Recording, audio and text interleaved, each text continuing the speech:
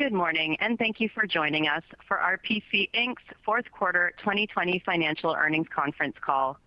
Today's call will be hosted by Rick Hubbell, President and CEO, and Ben Palmer, Chief Financial Officer. Also present is Jim Landers, Vice President of Corporate Services. At this time, all participants are in a listen-only mode. Following the presentation, we will conduct a question-and-answer session. Instructions will be provided at that time for you to queue up for questions. I would like to advise everyone that this conference call is being recorded. Jim will get us started by reading the forward-looking disclaimer. Thank you, and good morning. Before we begin our call today, I want to remind you that in order to talk about our company, we're going to mention a few things that are not historical facts. Some of the statements that will be made on this call could be forward-looking in nature and reflect a number of known and unknown risks. I'd like to refer you to our press release issued today, along with our 2019 10-K and other public filings that outline those risks, all of which can be found on RPC's website at www.rpc.net. In today's earnings release and conference call, we'll be referring to several non-GAAP measures of operating performance. These non-GAAP measures are adjusted net loss, adjusted loss per share, adjusted operating loss, EBITDA, and adjusted EBITDA. We're using these non-GAAP measures today because they allow us to compare performance consistently over various periods without regard to non-recurring items. In addition, RPC is required to use EBITDA to report compliance with financial covenants under our credit facility. Our press release and our website contain reconciliations of these non-GAAP financial measures to operating loss, net loss, and loss per share, which are the nearest GAAP financial measures. Please review these disclosures if you're interested in seeing how they are calculated. If you haven't received our press release yet and would like one, please see our website once again at www.rpc.net for a copy. I will now turn the call over to our CEO and President, Rick Hubbell. Thank you, Jim. This morning we issued our earnings press release for RPC's fourth quarter of 2020, and we will discuss the quarter in a moment. Before we start, though, I'd like to thank our employees for working through this incredibly challenging year of 2020. Through their efforts, our company is positioned to benefit from improving business conditions. We appreciate your dedication. Fortunately, several COVID vaccines have been approved and are now in the early stages of distribution. This development paves the way for a worldwide recovery in hydrocarbon demand. On the supply side, we have experienced a lack of investment in drilling the past several years, a declining production base, and quote, OPEC plus, unquote, discipline. This would appear supply and demand are heading in opposite directions. This confluence of events could potentially lead to an upcycle in our industry. RPC's fourth quarter activity levels improved sequentially for the first time since 2016, consistent with several oil field key metrics. Our CFO, Ben Palmer, will discuss this and other financial results in more detail, after which I will provide some closing comments. Okay. Thank you, Rick. For the fourth quarter of 2020, revenues decreased to $148.6 million compared to $236 million in the fourth quarter of the prior year. Revenues decreased due to lower activity levels and pricing compared to the fourth quarter of the prior year. Adjusted loss for the fourth quarter was $11.3 million compared to an adjusted operating loss of $17.3 million in the fourth quarter of the prior year. Adjusted EBITDA for the fourth quarter was $7.8 million compared to adjusted EBITDA of $23.2 million in the same period of the prior year. For the fourth quarter of 2020, RPC reported a 3-cent adjusted loss per share compared to a 7 cents adjusted loss per share in the fourth quarter of the prior year. Cost of revenues during the fourth quarter of 2020 was $117.9 million, or 79.3% of revenues, compared to $176.9 million, or 75% of revenues during the fourth quarter of 2019. Cost of revenues declined primarily due to decreases in expenses consistent with lower activity levels and RPC's cost reduction initiatives. Cost of revenues as a percentage of revenues increased primarily due to lower pricing for our services and labor inefficiencies resulting from lower activity levels in the fourth quarter as compared to the prior year. Selling, general, and administrative expenses decreased to $26 million in the fourth quarter of 2020 compared to $36.8 million in the fourth quarter of the prior year. These expenses decreased due to lower employment costs, primarily the result of cost reduction initiatives during previous quarters. Depreciation and amortization decreased to $18 million in the fourth quarter of 2020 compared to $40.3 million in the fourth quarter of the prior year. Depreciation and amortization decreased significantly, primarily due to asset impairment charges recorded in previous quarters, which reduced RPC's depreciable property, plant, and equipment, coupled with lower capital expenditures. Technical Services segment revenues for the quarter decreased 36.5% compared to the same quarter in the prior year. Segment operating loss in the fourth quarter of this year was $11.3 million compared to $17.2 million operating loss in the fourth quarter of the prior year. Our Support Services segment revenues for the quarter decreased 43.6% compared to the same quarter in the prior year. Segment operating loss in the fourth quarter of 2020 was $2.6 million compared to an operating profit of $1.2 million in the fourth quarter of the prior year. Now, on a sequential basis, RPC's fourth quarter revenues increased 27.5%, again to $148.6 million from $116.6 million in the prior quarter. And this was due to activity increases in most of the segment service lines as a result of higher completion activity. Cost of revenues during the fourth quarter of 2020 increased by $17 million or 16.9% to $117.9 million due to expenses which increased with higher activity levels, such as materials and supplies and maintenance expenses. As a percentage of revenues, cost of revenues decreased from 86.5% in the third quarter of 2020 to 79.3% in the fourth quarter due to the leverage of higher revenues over certain costs, including more efficient labor utilization. Selling, general, and administrative expenses during the fourth quarter of 2020 decreased 19.6% to $26 million from $32.4 million in the prior quarter. This was primarily due to the accelerated vesting of stock recorded in the prior quarter related to the death of RPC's chairman. RPC's recorded impairment and other charges of $10.3 million during the quarter. These charges included a non-cash pension settlement loss of $4.6 million and the cost to finalize the disposal of our former sand facility. RPC incurred an operating loss of $11.3 million during the fourth quarter of 2020 compared to an adjusted operating loss of $31.8 million in the prior quarter. RPC's adjusted EBITDA was $7.8 million in the current quarter compared to adjusted EBITDA of negative $12.3 million in the prior quarter. Technical Services segment revenues increased by $29.7 million or 27.2% to $139 million in the fourth quarter due to increased activity levels in several service lines.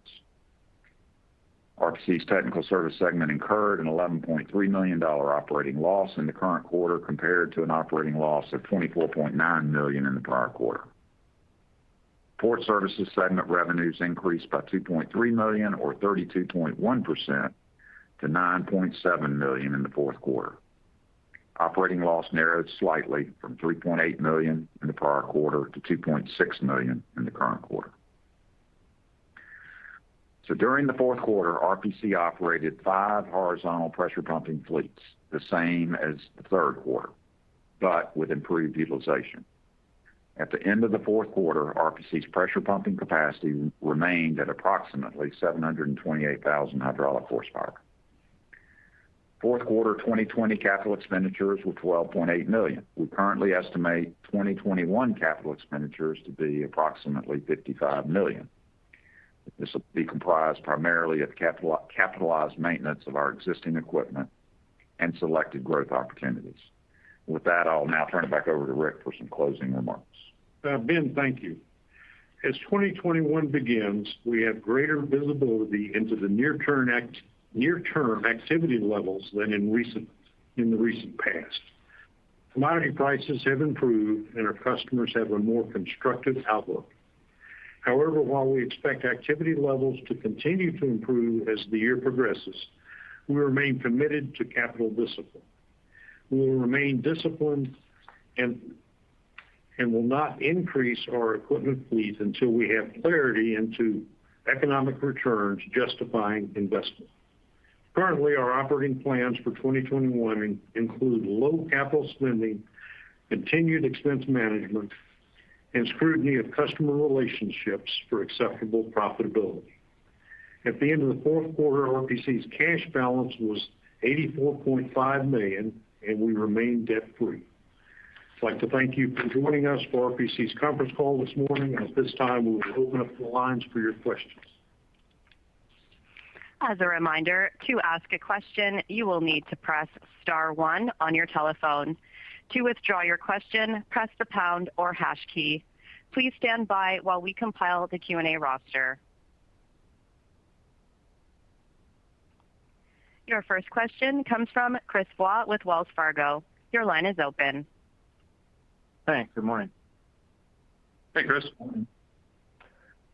First question, I guess, on the fourth quarter, the decline in cash is pretty strong. Obviously, a big build in working capital. Is there anything unusual in there?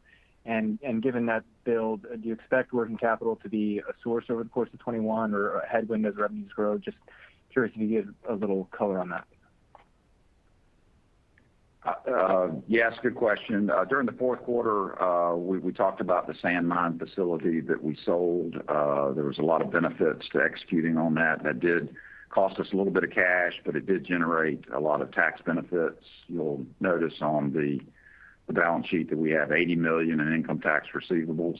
Some of that is being generated from the CARES Act, but also because of the closing of the Chippewa mine, and we were able to finalize that and generate a large amount of tax benefits. The collection of those receivables, we're expecting that the vast majority of that will come in over the next 9 months fairly steadily. I mean, it'll come in chunks, but we think it'll be kind of over that 9-month time frame. So that's a good thing. Also, cash was absorbed to some degree because of the increase in the revenues, obviously, and the increase in our trade AR.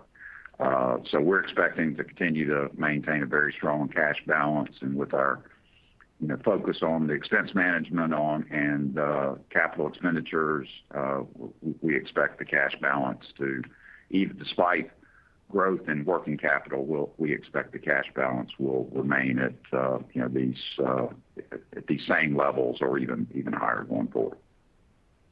Okay, thanks for that. And then my second question. In the release, you mentioned some visibility for growth as 2021 progresses. Just curious if you could explain a little bit more whether you expect that to be from private companies or public E&Ps, where the growth is coming from, maybe regionally as well, and whether there's been any pricing improvements coming with that growth.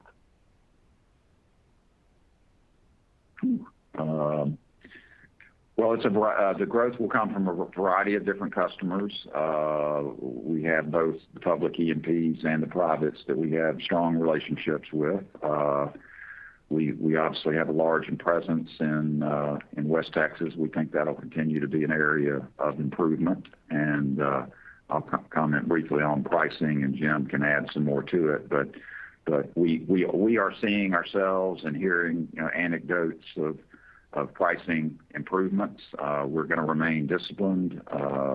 We certainly don't feel that any or many people in the industry are in a position to aggressively increase pricing, but certainly we hear that there's discussion to make that happen. So we're very pleased with that.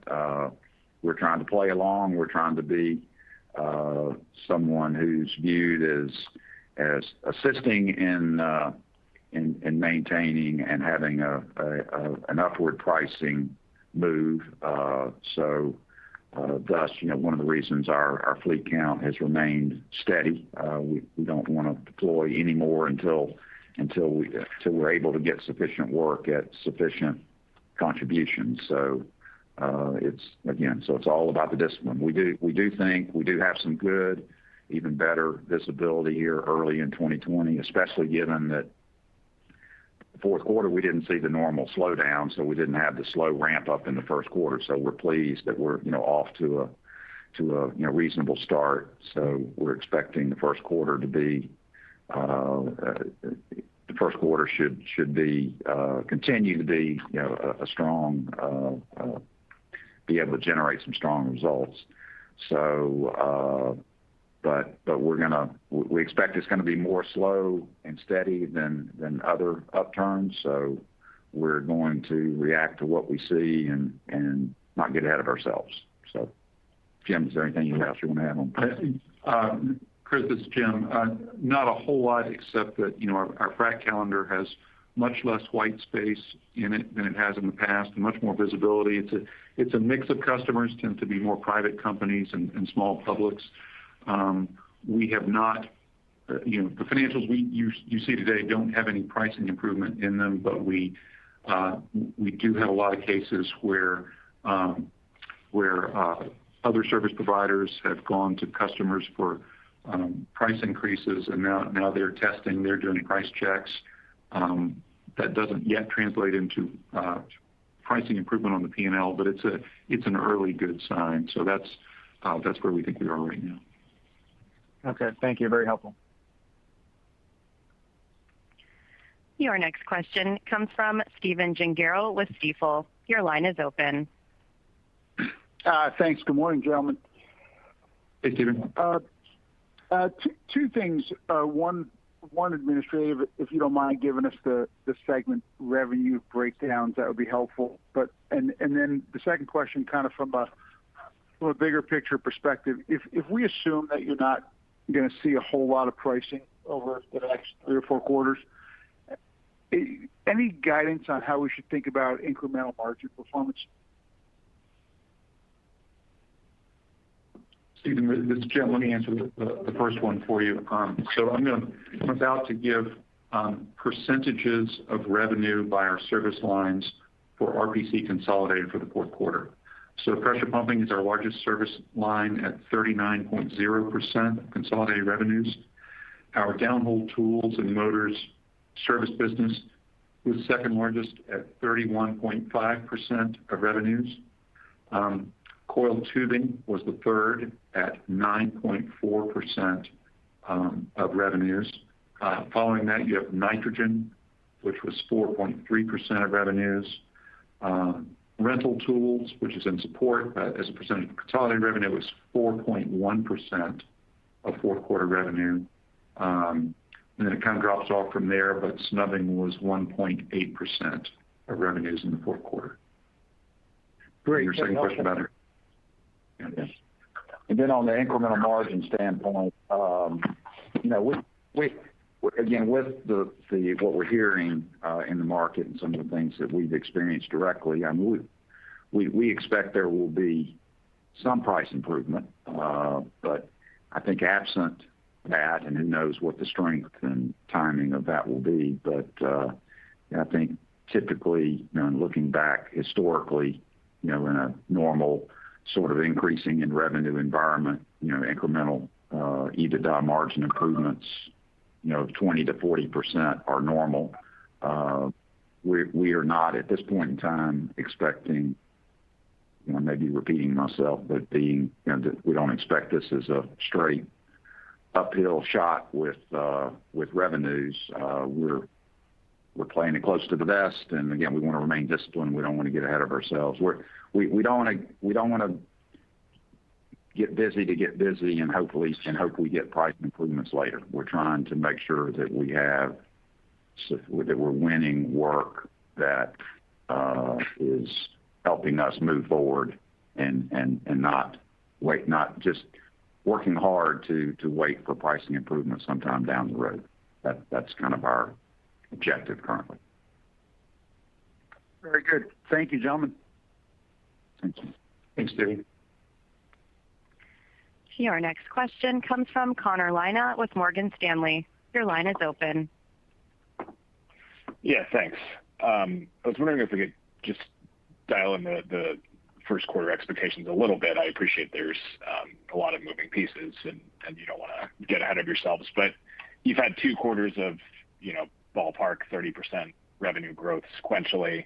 Can you maybe help us understand, should we be thinking about sequential single-digit revenue growth, double-digit? Can it be anywhere close to what you've seen over the past couple of quarters? I'm just trying to make sure we think about the activity run rate leaving the year versus in the end of the third quarter.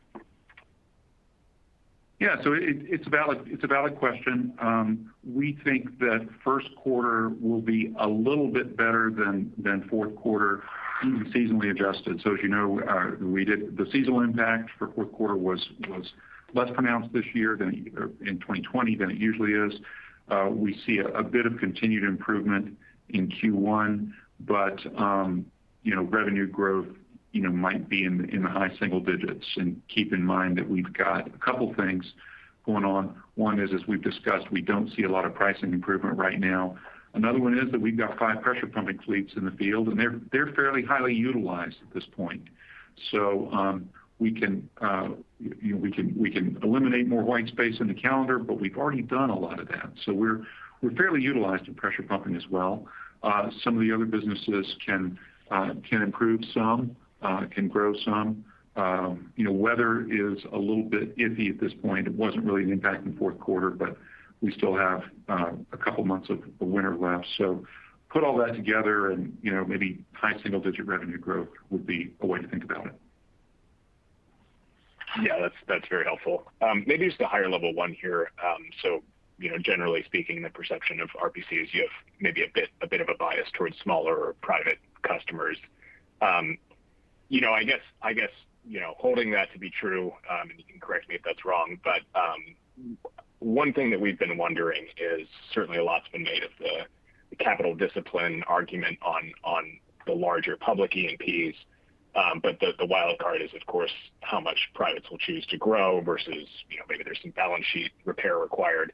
And I appreciate we're talking about a large swath here, so maybe, there's a couple of groups you want to discuss. But how would you characterize the desire of private or smaller public E&Ps to increase capital spending this year? Well, I can tell you that, whether it's private or large or small E&Ps, we're certainly hearing from our customers also that they have ESG in mind and they want, the right amount of equipment. They want equipment that they can feel that they need to have or want to have or be able to say that they have out on location. So, we responded to that, whether it was directly to that or in anticipation of that with some of the equipment that we added back in 2019, some of the Tier 4 equipment. So that's been, desirable to our customers, and that is working at a very high utilization level.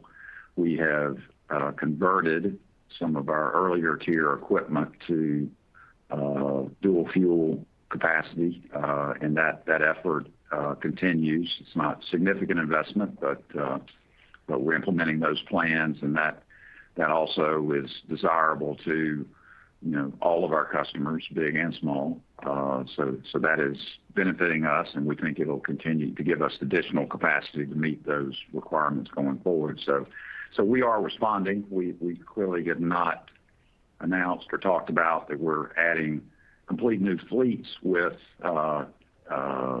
newer technology. We believe for us, it's too early to make that decision.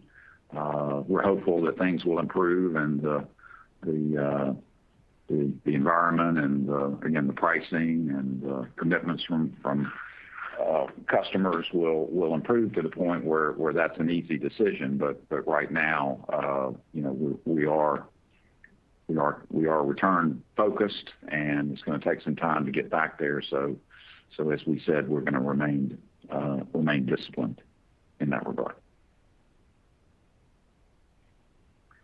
Yeah, thanks. I guess one of the points of the question, if you could just expand on a little bit, is just expectations for activity growth, sort of building on Chris's question, but maybe less in the near term, and just sort of customer sentiment. we hear a lot, obviously, from the public E&Ps, but if you look at sort of the smaller side of your customer book, do you think there'll be growing activity a lot over the next couple of quarters or year or two here? What's your sort of thinking on the risk appetite from that group? Yeah, so clearly that's a hard one. We do think that oil being over 50 is a nice psychological barrier to break through. Not speaking of financial returns, but we think that a sustained level above 50 has improved some activity. If you think back on it, not too long ago, the strip showed us not getting to $50 oil till 2030. So I think that's a nice surprise that maybe, spurring on some of the animal spirits of the smaller company. But really, great questions. We don't have much more visibility. I guess the read through in terms of our comments otherwise are that we're not seeing things headed straight up. We don't have people knocking down our door saying please come out and we want to get you on our calendar in May and June or whatever. I think everybody's trying to figure out COVID and recovery and commodity prices going forward. I think across the sector, clearly there's more capital discipline on the E&Ps, be it private or public. So at least anecdote, that solving the equation, that's what we're seeing, because we are not expecting right now at this point to definitively have a significant addition to our fleet count until work comes to fruition, right? That it comes to us that it's at a sufficient level that will, quote unquote, pay us back for putting that additional equipment out to work. So I would say that everybody across the industry is similarly disciplined. Got it. That's helpful. Thank you. Sure. Thanks. Your next question comes from Taylor Zurcher with Tudor, Pickering, Holt. Your line is open. Hey, thank you. Ben, I wanted to try to expand a little bit on your last response there. You talked about not reactivating any additional equipment, or you seemed to suggest that you wouldn't reactivate any additional equipment until pricing improved. Your fleet count stayed at 5, sounds like last quarter, and that's where it's at today. So could you just help us understand, to get into 6, 7 fleets out in the field, what you're looking for? Is it just pricing? Is it something else? Just help us understand that a little bit more. Yes, I would say it's, obviously with the work that we have across all of our service lines, some is better than others. We're trying to go after, obviously the best work that we can get. Again, it's not all about getting busy. It's about generating sufficient returns. So that's what we're focused on. And so to get more fleets working, we'll have to have the average, the average of our work needs to be moving up, right? There are opportunities to drop out any customers that we may have, or work that we may have taken on a few months ago that was marginal. We can, there's always the opportunity to, try to be selective. That's very difficult to do at many levels, but there are examples where we have done that. And we'll continue to do that. So we'll have to have a sufficient portfolio of work before we put additional amounts of equipment to work, that will, whatever you want to call it, unstack or staff or whatever you want to call it. We have to have better, call it pricing, call it job characteristics. We'll have to feel that the work we're doing is contributing sufficiently to our financial results, that we're moving forward, right? That we're not just getting more busy and staying steady. We want to make progress with respect to our results. Okay, fair enough. From a cash flow perspective, last call you talked about the goal of positive free cash flow for 2021. In the Q&A section of this call, it sounded like maintaining the cash balance in and around $80 million, where it's at now, is the goal for 2021. So should we read that to mean that the positive free cash flow target for 2021 is still intact, absent some working capital build that may happen as activity continues to trend higher? Yes. And my comment was we would stay at least at the level of 80. Okay, got it. Thanks, guys. That's it for me. Thank you. Thanks. Your next question comes from John Daniel with Daniel Energy Partners. Your line is open. Yes, thank you for the detail. Sort of a big picture question here, but if you envision we're in a stable to slightly improving scenario from an activity standpoint where OFS pricing gains are a bit elusive, is this the year we finally see the industry come together and consolidate within the OFS sector? Whether you choose to participate or not, just your thoughts on that. This is Ben. Certainly there was a lot of discussion about that last year when everyone was highly uncertain about whether we would get back to the point that where we are right now. I think there's clearly that's always a possibility. The ability to take out costs can help the industry, can help individual companies. But I wouldn't doubt that there might be some consolidation, but today I would say it's less critical than it was 6 months ago. I wouldn't be surprised if it happened, but not shocked if it continued to be sort of a slow grind and it takes some additional time for those types of transactions to happen. Okay. So have you seen a step change increase in deals being pitched to you, or no? I'd say recently, probably not as many. Okay. Again, I think many people have either gone bankrupt or gone quiet or whatever. I think it's a little quieter now. It was certainly mid and from June to November last year was certainly quite active, but right. But not as much right now. No, I guess the question is you see companies go through restructuring, creditors become owners. Do they really want to sit there and run the thing or not? Right. And that's, we'll see. Yeah. Yeah. And John, this is Jim. Valuations would not be compelling if everybody's trading it around book. Why not just keep it? Yeah, I hear you. The flip side is no one's really making any money. And to your earlier point, you need to take costs out of the business, and it's too fragmented such that we can't get pricing. Just for, kind of stating the obvious, it's something needs to happen. And input costs, Jim, as we talk to folks out, seems like acid costs, trucking costs are all moving up fairly sharply recently. Are you able to pass that through right now to customers, or are you going to? Can you just walk us through what you're seeing from an input cost? Yeah, so we are seeing.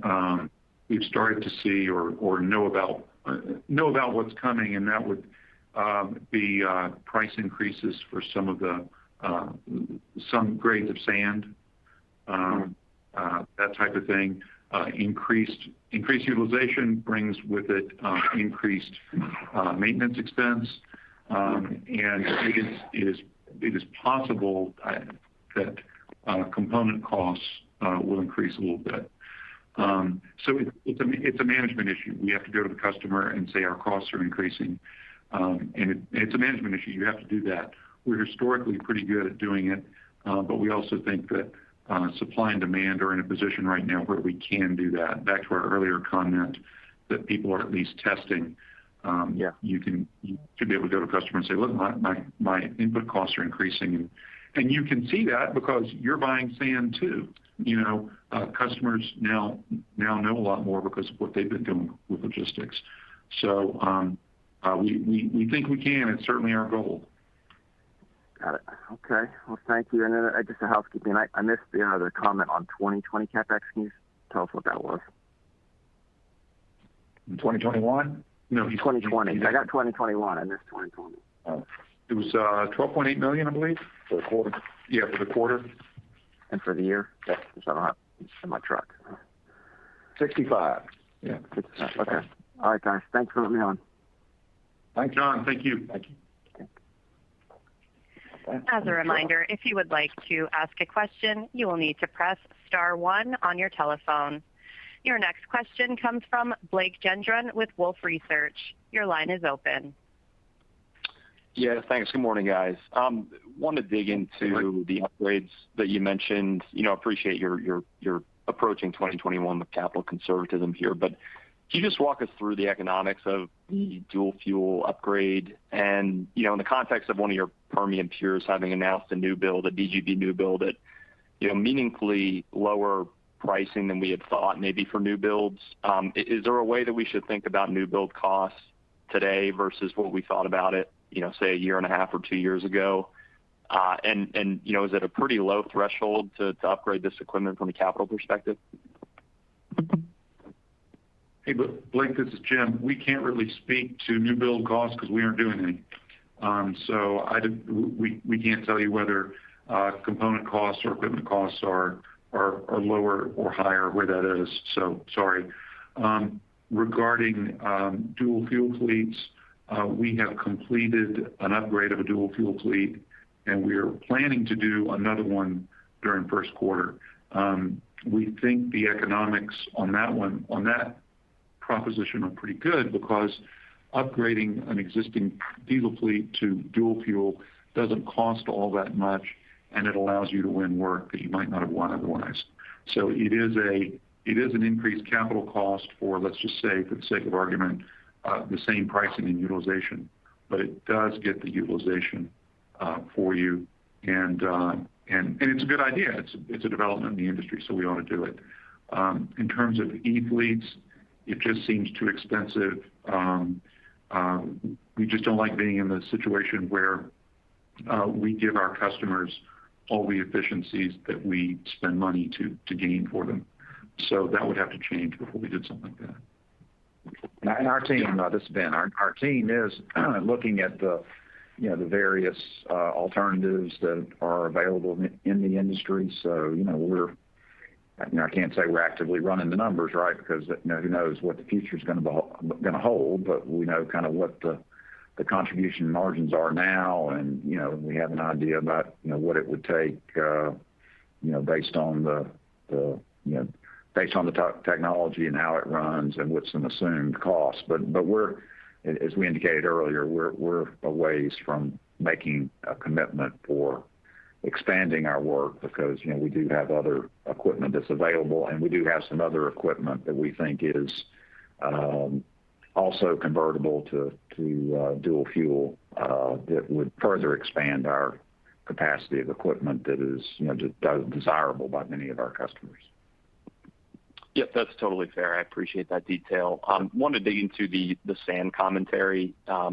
Is this transitory, or do you think that we've found a structural bottom in sand pricing? And then could you maybe fine tune it with respect to Northern White versus in basin? I would assume, in basin supply is fairly elastic. So if there's any tightness there, perhaps it's not as structural and not as longer term a theme here with coming quarters.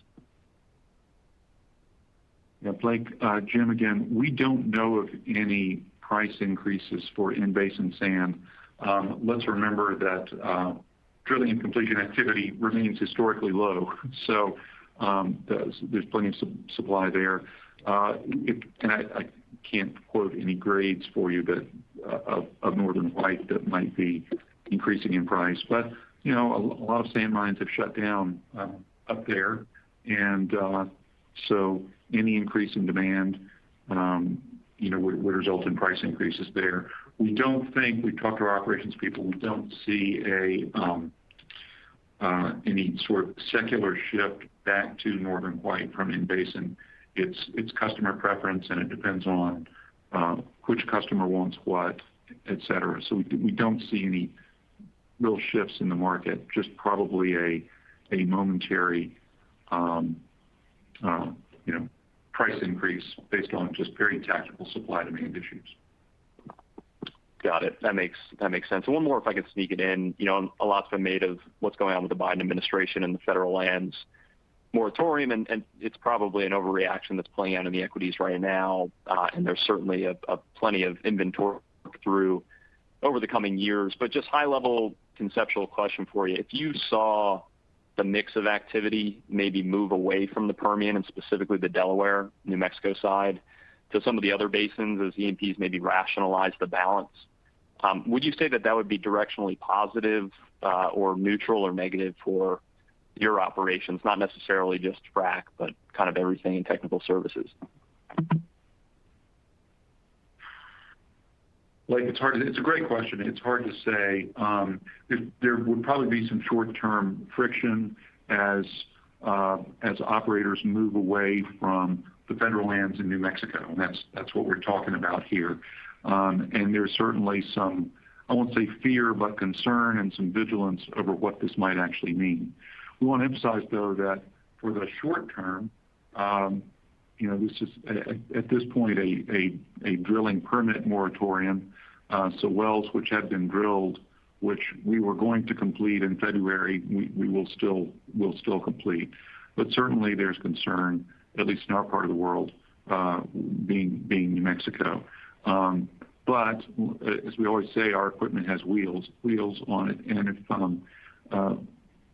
activity is in the eastern part of the Permian and the Midland, instead of in the Delaware, we can certainly work there too, or in other areas. So probably a non-event, unless you just think about any short-term friction that might happen.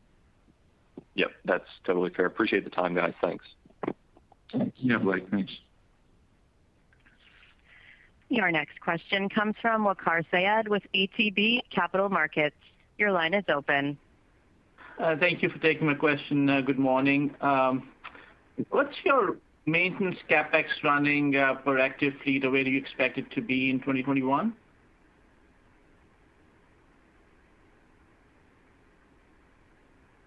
Waqar, this is Jim. We have that.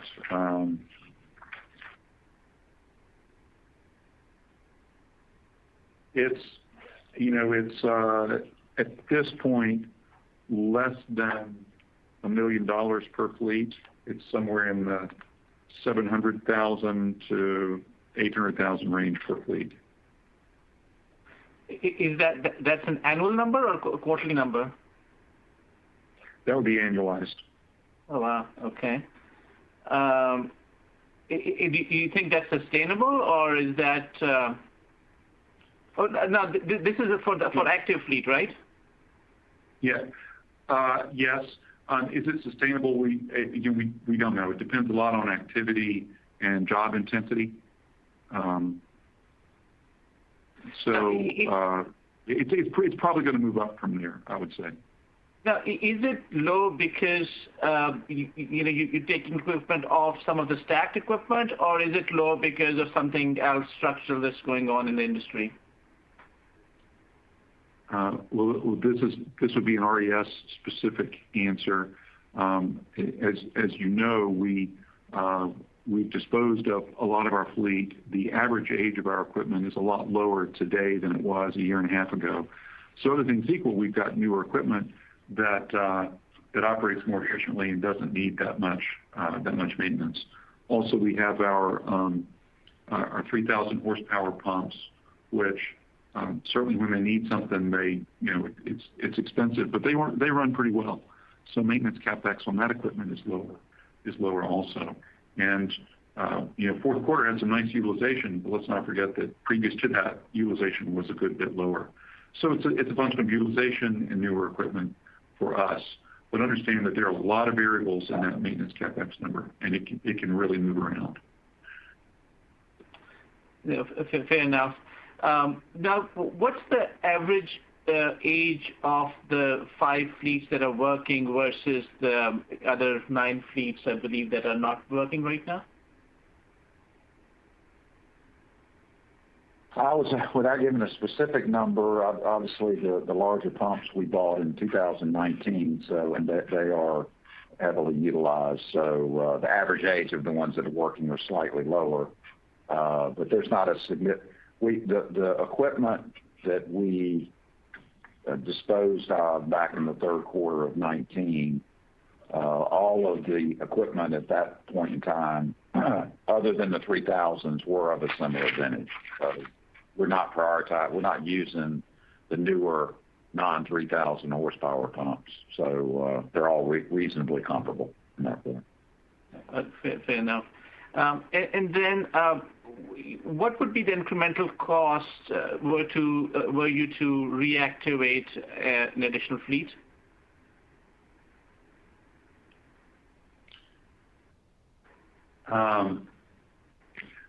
Obviously, well, maybe it's not obvious. The first fleet that comes back will be lower. It could be.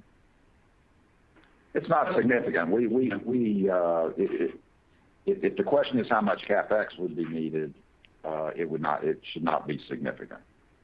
There may be, obviously, there are hiring costs and training costs and things like that of new employees and things like that, but the cost should be minimal. And after what number of fleets active? Would it be like after you have 8 fleets active that the costs start to go up, or how many you could place in without significant incremental capital?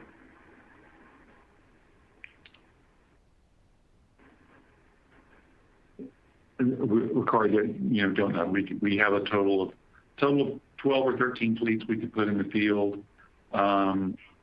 We've done a lot over the past year and a half. So the last fleet that we put in the field will cost a lot more than the first fleet, but overall, it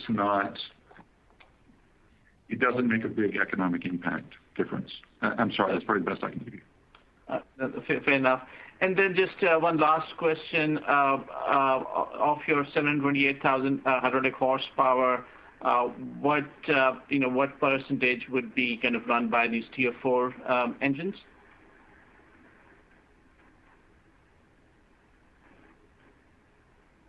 So the Tier 4 equipment, we have 2 Tier 4 fleets right now. Okay. Out of 5 working fleets. And how many would be dual fuel total? Dual fuel, we will have at the end of first quarter, and this is a separate answer, a total of 50 dual fuel pumps at the end of first quarter. Okay, great. Thank you very much. That's very helpful. Appreciate it. Thank you. All right. Thanks, Waqar. Your next question comes from Stephen Gengaro with Stifel. Your line is open. Thanks for taking a follow-up. Waqar asked a lot of what I was going to hit on, but just one quick one. When you are in conversations with customers and you're talking about the dual fuel capabilities, and you mentioned this a little bit earlier as far as the value you drive and the ability for people to get paid ultimately for e-fleets, et cetera. But when you bring a dual fuel fleet to the negotiations, how does that impact the pricing discussion? It seems like it clearly helps utilization right now, but is there anything on price yet, or do you think that will evolve as we go through 2021? Stephen, this is Jim. It doesn't get you better pricing. It just gets you the job. So if I may employ a gambling term, it's just the table stakes increased a little bit, and it's having that dual fuel capability. And I think there are a couple of different, to the extent, if and when things begin to tighten, I think it'll have more of a pronounced difference. I think at this point or up to this point, I think, as Jim said, I think it's had a little impact on pricing. You really need it for the most part to be in the game. But as the fleet across the industry tightens, it'll become more important. I think you'll have some pricing power at that point. Okay, great. Thanks. I appreciate all the color on the call today. Thanks, gentlemen. Thanks, Stephen. Talk to you later. As a reminder, to ask a question, you will need to press star 1 on your telephone.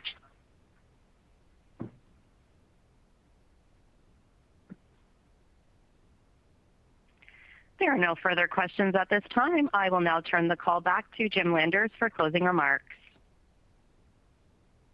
Thank you, and thanks for everybody who listened in today and for the questions as well. Good to talk to everyone. Hope you have a good day, and we will talk to you soon. Thanks. Ladies and gentlemen, this concludes today's conference call. A replay of this conference call will be available at www.rpc.net within 2 hours following the completion of the call. Thank you for participating. You may now disconnect.